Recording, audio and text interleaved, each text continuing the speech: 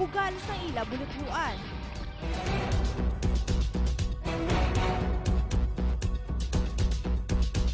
Bugal sang Bacolod.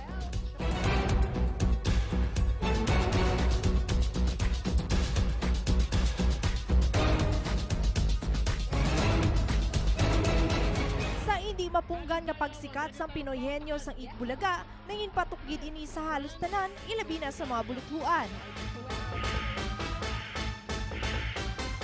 Isa kahampang nga magahangkat sang imo kaalam, kag abilidad sa paghataw.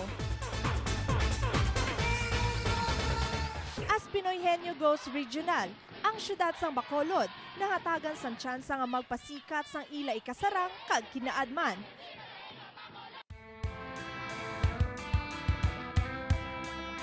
Sa kapin 32 ka mga eskwelahan diri sa syudad, makabig maswerte nga napilian to go national ang Luis Hervias National High School. Mga represent. Of course, nanipay gid kami no kay mga kabataan, ang mga maestra, nanipay gid kay dako ina nga bugal sang Luis Hervias to be a part sang sinang contest sang Pinoy Henyo Sayawan. Isa kadako nga oportunidad para sa mga estudyante, agud hindi lamang mag-enjoy kundi mapakita sa bilog nga pungsod ang ila sarang mahimo. A big plus factor gid for Hervias. It's because ang Hervias nakilala hindi lang sa Bacolod kundi nakilala ang abilidad sa amon mga dancers nationwide.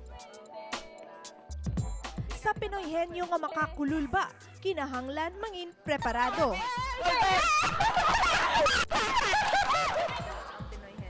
Ang Pinoy Henyo sa Itbulaga isa sa pinaka-the best competition diri sa the whole Philippines. Ang Pinoy Henyo ginatawag na din siya ganin subong nga larong Pinoy. Kay isa ni siya sa hindi lang ni siya hampang kundi nagadugang pa sa kaalam sa kabataan.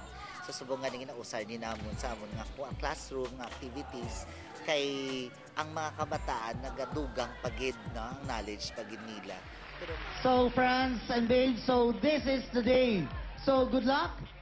Just focus and have self-confidence. So gani! Soar high! Hervias high! Bacolod! Batok kita!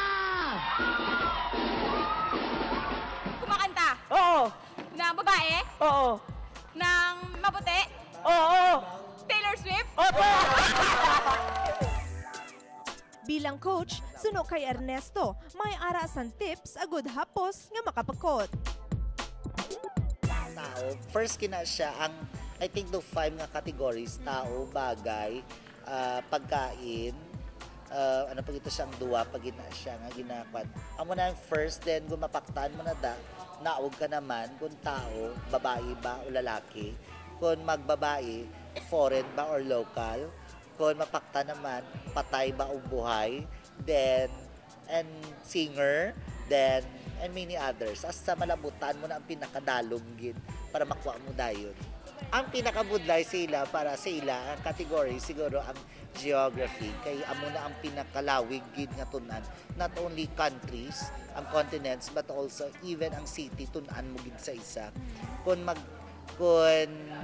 ang imo nga kulang ang imo nga pagtuon, mabudayan ka gid. Makambal ka gid siguro pass.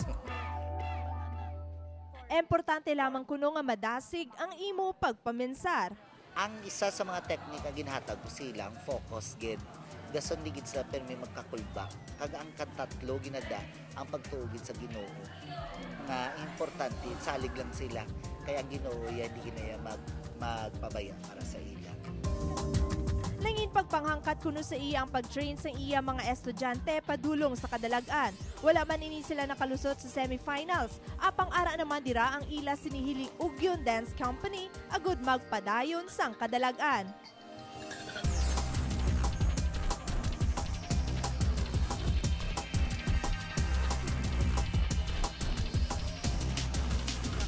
Happy gid nga kami gindala sa tanan nga school kami ginpili sa Itbulaga. So wala kami gi-expect nga kami ang nadalang Luis Hervias National High School. So sa akon pinaka-opportunity na ginakatama sa bilog nga Bacolod nga kami gin-represent. Sa nubo lamang nga panahon, gintinguhaan sang grupo nga makahuman sang saot nga maipabugal sa bilog nga pungsod sa tanan nga mga tumalaw. So ang Ninja, it's part of City of Smile. So kung kung magambal ka, Bacolod, City of Smile. So para maglain naman, ginimo ko Ninja. Ang one reason na daasa nga gininja ko sa, it's because of the mask. Ang mask, gayuhom. So ang expectations ang tanan nga Bacolod, mas karang sa auto namon. Pero kung ako naman nga idea, as a concept, ginimo ko Ninja para lain naman, para makibot ang tanan. Pag-abot sa semifinals, nagpasikat sa Pinoy Henyo sa Yawan ang mga ninja halin sa Luis Herbias National High School, ang Hiliugyon Dance Company.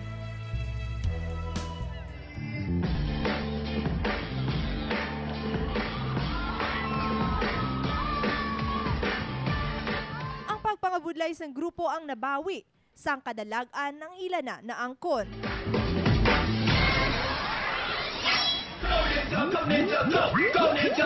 So, usual reaction ng sa mga tao kung madala sila. So, very happy kag overwhelmed man at the same time because it's a privilege na nakisala na yung makatungtong sa Itbulaga. So, national television. Nang na-excite kag, syempre, nang sulod sa amon ngutok nga isa naman ika-experience para mahasa pwede mo mga skills kag ano man inang isa man ika-privilege para magswila man kami sa college hindi kami mabudlayan makasulod sa ilang mga clubs na do isa ni sa ka steps ang amon nga career nga maano bala nga mapasigi pag itabo na sa soli kag magdako pagin. Kag ang paglabot sa Grand Finals, ginakabig na sang grupo nga isa na kadako nga achievement.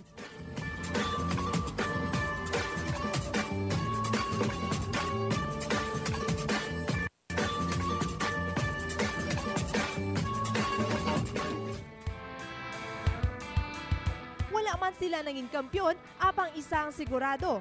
Sa Bacolod sila ginapabugal. Wala man kuno nakuha ang kampyonato, apang ang ilang mga eksperyensya ang hindi maparisan.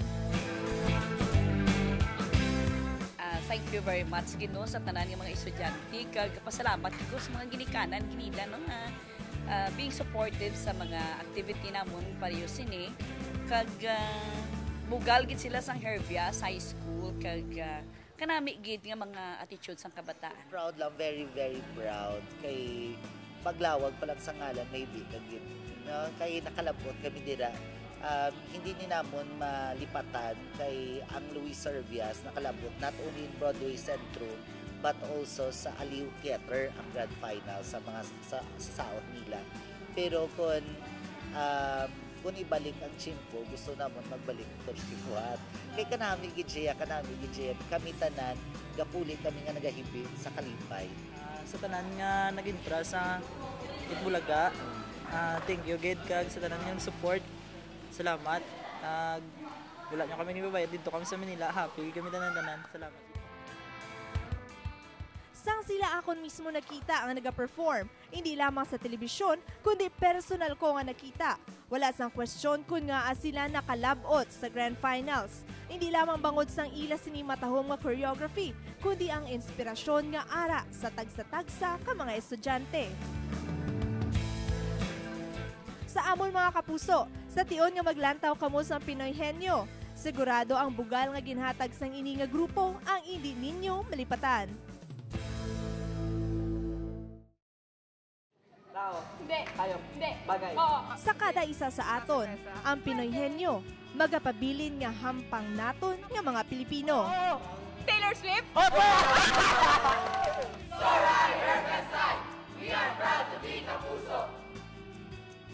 Stephanie Azucena para sa Issue Subong.